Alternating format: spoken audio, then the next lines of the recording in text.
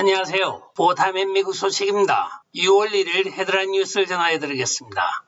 보타임에 오늘의 첫 번째 소식을 전해드리겠습니다. 카나다에 있는 한 의학 박사가 자연자현미경을 통하여 파이자 백신의 본체를 지금 밝혀 화제가 되고 있습니다. 이 자연자현미경의 이미지에는 탄소 나노 기술, 알루미늄, 화이자 및 모더나의 코비드-19 백신의 튠륨을 보여주는 것으로 나타나고 있습니다. 이 자연자현미경에 나타난 바에 의하면 이 물질은 생물학적 흔적을 전혀 보여주지 않고 있다고 하며 DNA나 실험용 주사가 전달해야 될 어떤 mRNA 요소가 포함되어 있지 않다고 이야기를 하고 있습니다. 즉 비생물학적인 알루미늄, 탄소, 나노입자 등만 발견이 되고 있다고 합니다. 이 사람은 자기의 전문 지식을 사용하여 X선 분광법까지 사용하였으나 아무런 흔적을 찾을 수 없다고 이야기를 하고 있습니다. 이것이 비생물학적이라는 증거로는 일반 생물학적인 것은 질소나 인을 포함하고 있다고 이유를 설명하고 있으며 어떤 질소나 인을 포함하고 있지 않기 때문에 이것은 비생물학적인 것이 분명하다고 단언을 하고 있습니다. 과연 이 코로나19 백신의 정체가 무엇인지 많은 의문점을 자아내고 있는 보고 내용입니다. 다음 소식입니다. 질병통제예방센터인 CDC의 국장 로셸 왈렌스키가 화이자의 코로나19 알약인 팍슬로비드가 증상 반등으로 이어질 수 있다고 경고를 하고 있습니다. 팍슬로비드를 복용하게 되면 코로나19의 증상이 다시 발현될 수 있다고 오늘 발표를 하고 있는데 이런 약을 왜 승인을 해주고 팔아야 되는지 지금도 의문이 가고 있습니다. 빅파르마와 CDC 또는 FDA가 어떤 커넥션이 있는지는 몰라도 너무나 많은 코로나19 백신과 또 알약에 대한 부작용을 이들은 전부 보고를 하지 않고 감추고 있습니다. 알약이 나왔다고 좋아하고 그것을 자기들이 선전까지 해준 CDC가 이제 와서는 그 알약이 증상을 재발시킬 수 있다고 하면 결과적으로는 알약의 효력이 없다는 결론입니다. 그러면서 끝마디가 그래도 안 먹는 것보단 낫습니다 하고 있는데 뭐가 나은 건지 모르겠습니다. 한편 CDC는 오늘자로 지난 주말 메모리얼 연휴를 맞이하여 많은 사람들이 여행을 하고 있는데 CDC에서는 이번 여행에 원숭이 수두가 증가할 우려가 있기 때문에 이 수두에 대한 경보를 한 단계 높여 2단계로 격상한다고 발표를 하고 있습니다.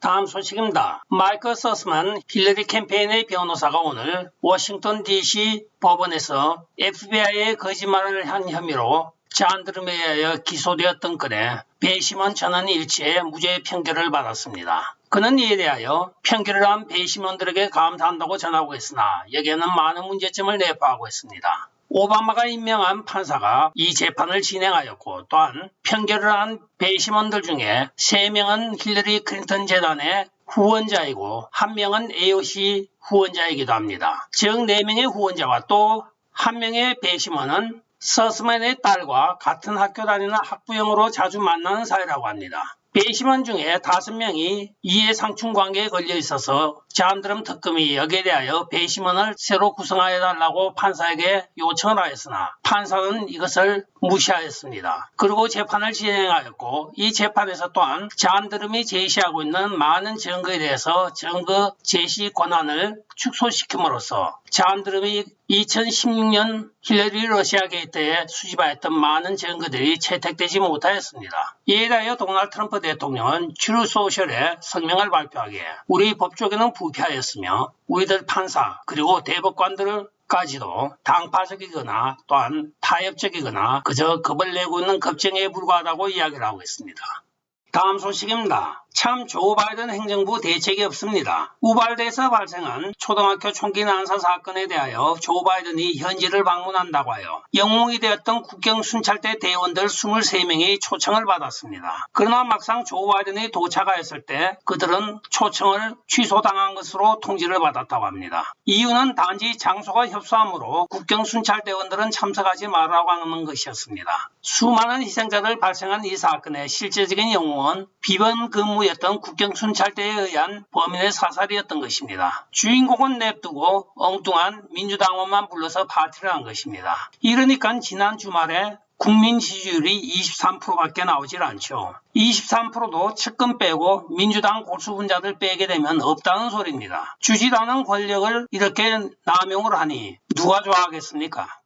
다음 소식입니다. 피터 나바로 전 도널드 트럼프 대통령 특별보좌관이 오늘 16위원회와 위원장인 낸시 펠로시를 고소를 하였다고 발표를 하고 있습니다. 이 사건은 16위원회가 증거를 제출하기를 거부한 피터 나바로에 의회 모독죄를 적용하여 형사소출한 것에 대한 반대 소송인 것입니다. 이 소장에서 피터 나바로는 조 바이든이 도널드 트럼프 대통령의 행정특권이나 그의 전 보좌관의 증언 면제를 배제시킬 권한이 없다고 이야기를 하고 있습니다. 낸시 펠로시와 16위원회가 의회 조사권을 당파적으로 무기화하는 것을 하고 있다고 하며 미국은 입법사법행정부 간의 섬세한 균형을 이루고 있는데 의회 수사권을 이용하여 상권 분립의 근간을 해치고 있다고 소장에서 밝히고 있습니다.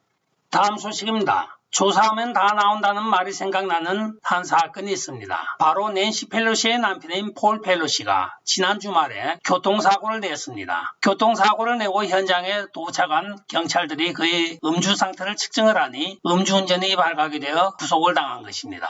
그가 구속을 당한 배경에는 또 다른 사유가 오늘 밝혀지고 있습니다. 그는 바로 1957년 자기 형인 잔 펠로시와 같이 운전을 하고 가다가 교통사고를 내어 형인 잔 펠로시를 현장에서 숨지게 한 혐의를 갖고 있습니다. 물론 그때 당시에 어린 나이이긴 하였지만 3살 많았던 형은 그것으로 이 세상을 하직한 것입니다. 3살 어릇 8가지 간다고 그런 과거를 가지고 있는 폴 펠로시가 네파빌에서 같은 사고를 낸 것입니다. 이번 경우에는 사람이 죽진 않았다고 발표가 되고 있으며 단지 교통사고를 내었다고만 보도가 되고 있습니다. 미국에도 속담이 하나 생기게 되었습니다. 10대 버릇 80까지 간다. 다음 소식입니다. 우크라이나에서 새로운 부대가 창설되었다고 오늘 발표가 되고 있습니다. 그 새로운 부대는 LGBTQ+ 부대라고 하여 우크라이나 국기 밑에 바로 이런 유니콘 마크를 붙이고 있는 특수부대라고 합니다. 목수묘관은 전장터에도 이렇게 성 정체성과 아젠다를 가지고 몸부림치고 있는 우크라이나군, 상당한 문제를 야기하고 있다고 전문가들은 보고 있습니다.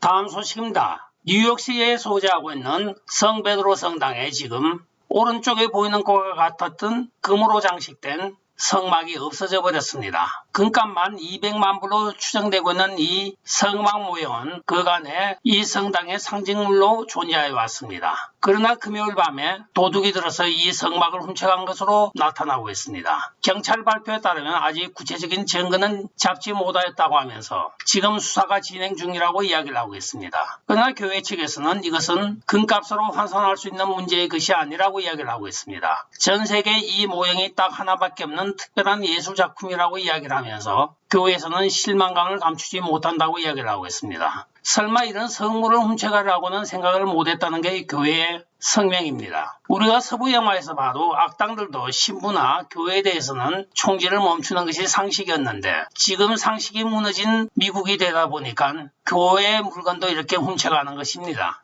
다음 소식입니다. 5월 초에 미국에 파란만장한 사건이 하나 있었습니다. 바로 대법원에서 로앤웨이드라고 하는 낙태 법안에 대한 판사들의 판결 준비물을 사전에 폴리티코에 누설하여 이것을 보도하는 사건입니다. 여기에 잔 라버츠 대법관은 엄중한 수사를 하라고 지시를 하였으나 그간에 별 진척이 없어 보였습니다. 그러나 오늘 밝혀진 바에 따르면 화요일날 대법원에서는 모든 대법원 직원과 또는 전문 변호사들에게 휴대통화 기록 내용을 제시하고 또한 사인하라고 명령한 것으로 나타나고 있습니다. 진술서에 사인한다고 하는 것은 바로 법적으로 책임지겠다는 뜻으로 대법원에 거짓말을 했을 경우에는 연방 형사법에 의하여 기소된다는 뜻을 내포하고 있는 것입니다. 그러나 많은 법률 전문가들은 대법원의 요번에 이른 사전 판례문 유출 사건으로 인하여 앞으로 법에 대한 공정성과 또한 기밀성이 많이 훼손되었다고 한탄을 하고 있습니다. 한 사람이 정파적인 어떤 아젠다를 위하여 누출한 이 사건이 미국의 사법의 근간 전체를 흔들고 있는 것입니다. 오늘의 마지막 소식을 전해드리겠습니다. 샌프란시스코 시장인 런던 브리드가 앞으로 샌프란시스코 시내에서의 노숙자 문제를 해결할 5개년 계획을 발표하였습니다. 그런데 이 5개년 계획에 일반 노숙자는 제외가 되고 딱 트랜스젠더, 즉 성전환을 한 노숙자들에 대하여 5년간의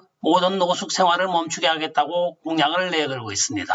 약 650만 불을 1차적으로 투여하여 성전환을 한 노숙자들에게는 거주지를 제공한다는 조건입니다. 많은 좌파 도시들이 이렇게 성전환을 부추기고 있는 이유가 무엇인지 모르겠습니다. 성전환자 노숙인을 위한 5개년 계획이라 사회에 소외되고 가난하고 도태된 자들을 위한 정책인 것 같지만 그 내면에 숨어있는 저희가 궁금하기도 합니다. 항상 이 샌프란시스코에는 노숙자를 구한다 또는 성전환자를 도와준다고 하면서 해마다 예산을 탕진하고 있었습니다. 수많은 돈이 해마다 사용되고 있으나 그 결과는 미미하였던 이 도시가 이제는 별짓을 다 하고 있습니다.